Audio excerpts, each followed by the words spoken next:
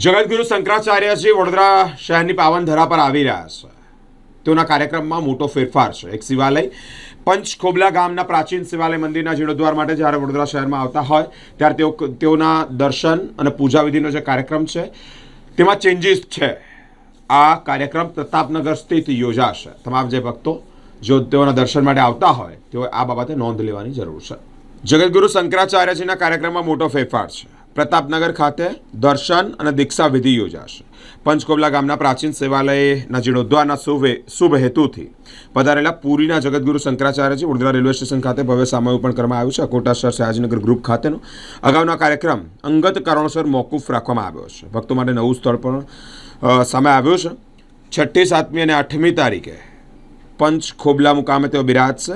9મી તારીખે પ્રતાપનગર ગોયાગેટ સોસાયટી સ્થિત શિવાલય ડુપ્લેક્સ ખાતે પર્દાપણ કરશે.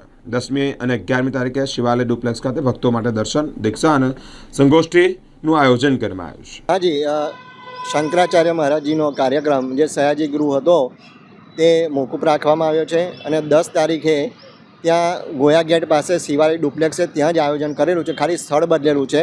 તો દરેક સનાતનીઓને ત્યાં પધારવા માટે આમંત્રણ છે.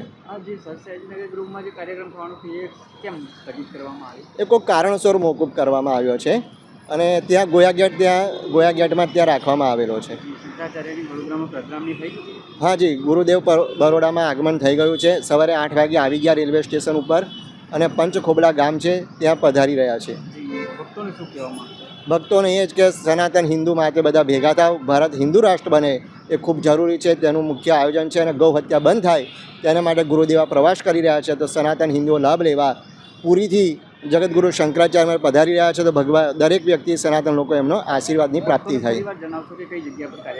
હા, આ કાર્યક્રમ છે તે 10 અને 11 તારીખે સવારે 11:30 અને સાંજે તે શિવાલય ડુપ્લેક્સ છે, ગોયા ગેટ સોસાયટી પાસે છે, પ્રતાપનગર પાસે. ત્યાં દરેક વ્યક્તિ બધા પધારી શકે છે. હિરેન પંડ્યા, આદિત્ય વાહિની.